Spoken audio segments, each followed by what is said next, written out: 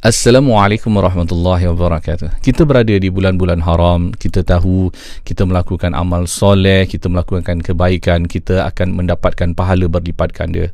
Sebaliknya, kalau bulan-bulan lain kita melakukan benda-benda yang mungkar, maksiat, tentunya berdosa. Tapi pada bulan haram lebih parah. Kita ketahui kita tidak boleh bergaduh, kita harus menahan diri kita daripada perkara-perkara yang mungkar, yang berdosa. Jadi bagi kita yang mungkin dah ketagih dengan menyaksikan video-video lucah, kita tak boleh mesti nak kena beli nombor, kita mesti berjudi, benda-benda ni kita tahan sebanyaknya pada bulan-bulan haram ni. Kita pastikan kita tak boleh buat pahala, janganlah buat dosa. Kita berhati-hatilah, kita bertakwalah kepada Allah Subhanahu Wa Taala.